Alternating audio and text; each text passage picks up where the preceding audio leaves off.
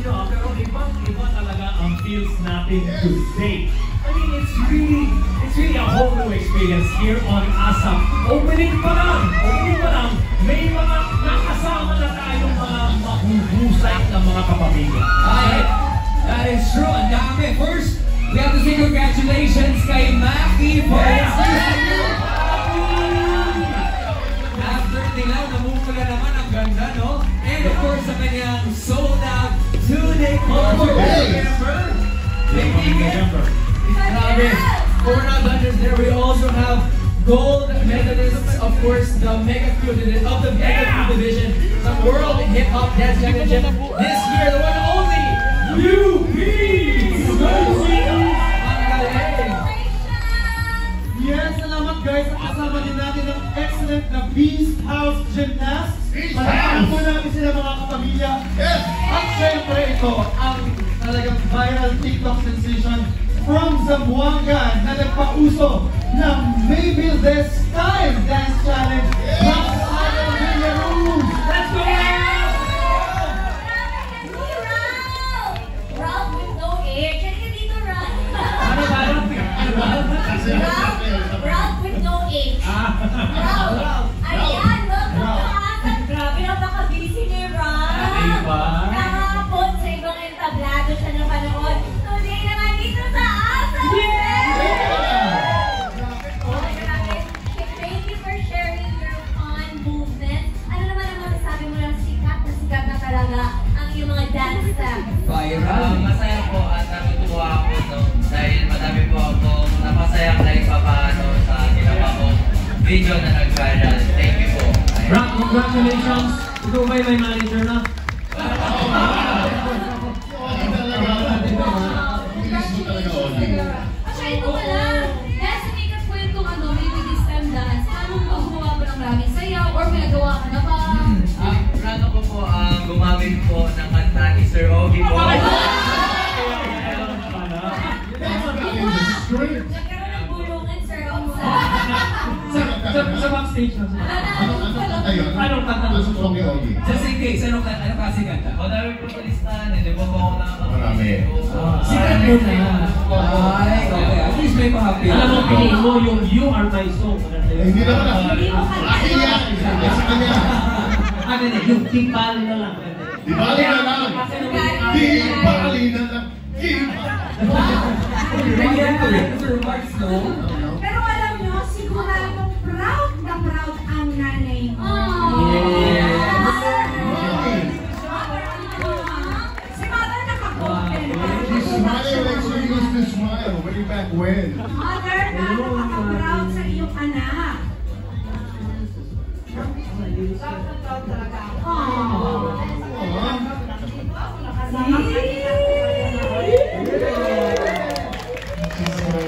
Nakakatuwa naman ang mga pangyayari, di ba? Pero mas nakakatawa kung ang lahat ay gagawin ng Maybe This Time Dance Challenge! Hindi ba guys? Wala mo naman naman.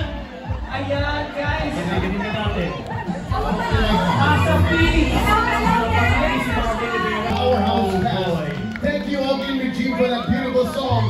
Mga kapamilya kapatid ka A to Z, please welcome the All-Star Cast. And when I say All-Star, All-Star Cast of Lavender Fields. Together with, of course, Albert's not here, but he's part of this production. Albert Martinez, Jolina Magdanal, Lok Beleon, and the diamond of all diamonds, Maricel Soriano. Oh boy!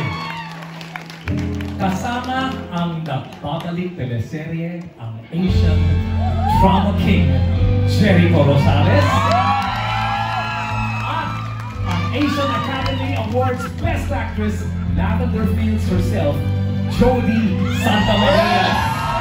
Listen to that. First question. Dito ako kay Echo. Good seeing you again, my friend.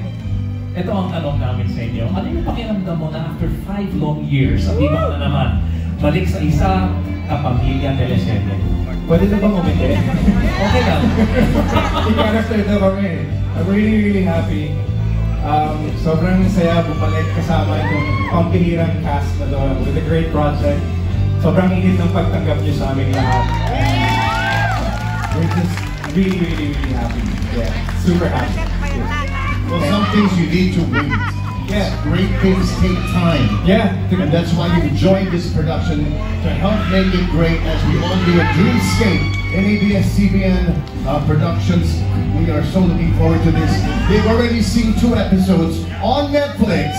You get to see it tomorrow, am I right? Is it tomorrow? Yeah. Starting tomorrow. Jody, I have a question for you. Of all the many things that you've done, all the great things that we remember you doing, how proud are you of this production, this project? I'm super proud of this project because of its storyline, the character development, and also the action scenes. So that's something na kailangan ko talagang abangan. And I just feel so blessed to be working alongside, a stellar cast. I'm sure all of you want to know the invite coming from the amazing actors that we have here. Lot. Yes, I'm Mary. Good afternoon, everyone. Mga kapamilya, magsisimula na ang powerhouse drama of 2024. ABS-CBN Studios, ang isang Dreamscape Entertainment Production. Mga kapamilya, ito po ang grande pagsasama-sama ng mga veteran, mga batikang artista, and finest actors of this generation sa pangunguna ng Asian Academy Creative Awards 2022 Best Actress Jody Santa Maria, at syempre pagbabalik telebisyon ng Asian Drama King Jericho Rosales. So diba, Asian Drama King na lang? Kasama rin po namin dito si Sunflower. Nasa Venice po siya ngayon.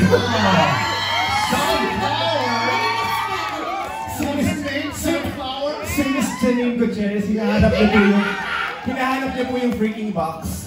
Of course, kasama namin si Sir Edu Manzano. Wow. Amazing! Of course, Albert Martinez. Handa ka na bang magsuot ng maskara para takpan ang katotohanan at mabawi ang lahat ng nawala sa'yo? Kaibigan, Lavender Fields, directed by Emmanuel Quintopalo at George Wasabi. Makapanood na po simula bukas pagkatapos ng FPJ's Batang Quiapo, 8:45 sa Kapamilya Channel, Kapamilya Online Live, A to Z at TV5. At syempre po, watch it 72 hours in advance on Netflix at 48 hours in advance on iWant TXT. Yes! Thank you everyone visiting us here. Wait, sandali lang. Drama to, di ba? Drama ba to? This, as you can see, Eric Nicolas is their secret weapon. So, abangan! Thanks everyone! This is the cast of Lavender Fields. Let's hear it! Another surefire hit. Up next, we have someone very special to perform on this stage. She's been talked about everywhere, in a good way of course. And now she's here on ASA. Actually, maraming nakakakilala sa kanya as the supportive girlfriend of our golden boy, Carlos Yulo. But now, it's her time to shine like gold. Let's watch this. Sa pagpapakilala ng Joseph, sana all na lang talaga tayo. Yung palagi mo ako kasama ni Regine. Okay, did you guys enjoy that? We enjoyed giving that to you. Maraming salamat. Okay po, set up tayo, take back. Tataan na tayo.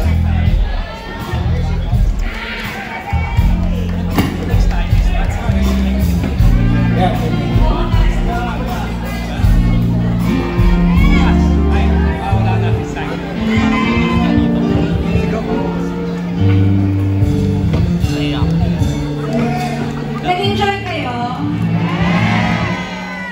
Meron pang a couple of performances pa mamaya. So huwag kayong kumain, huwag kayong matulog, kasi ganun yun. Kailangan pumapasok kayo sa studio kung kayo. Para pagdating nyo sa TV, ang papayat mo. Magandang diet ang asap, di ba? Hindi kayo pinapakain. Tapos yung tawang-tawa ko na sa fact na hindi sila pinapakain, na hindi namin kayo pinapakain, ang tawag dyan ay, uy, ang payat mo! What's your diet? Asak lang. ASAP dahil. Bakit ASAP dahil? Hindi kami pinapalasahan. Okay, so ito last part. May bisita po tayo galing PGH. Nag-PGH po si Doc Martin. Gynecologgy. Gynecologgy. Ito ba galing yung sapatos na Doc Martin? Tawag-tawag ka dyan. Sa mga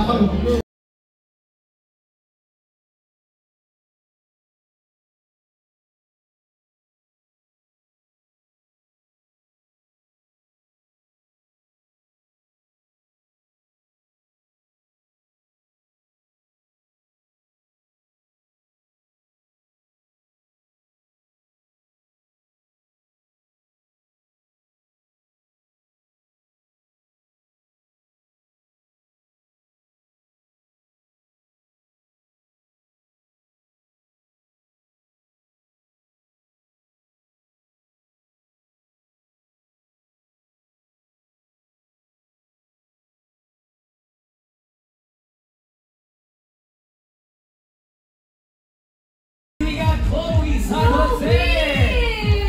Hello, Chloe! Grabe, ang galing mo! Sobrang natural yung pag-ibutera mo, kapugera ka. That is true. Yes, oo. Before anything else, bumati ka muna sa lahat na nakatutok sa amin ngayon. From the I Want ASAP stage, years back now to the ASAP main stage. We're so happy to have you as well. Finally, no? Kamusta naman yung first ever performance mo sa ASAP stage? Kinakabahan mo.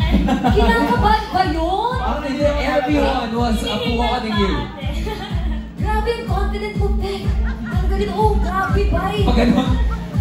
Oo nga, kami nagulat kami. Oh, ba? Paano ba siya kanina ko? Baka susunod, Siya naman. kung gusto ni Chloe magkaroon ng collab between Chloe Yes. and Maymay. I think we want that. Do we want a performance from Chloe and Maymay dito sa ASAP stage? I think we all want that.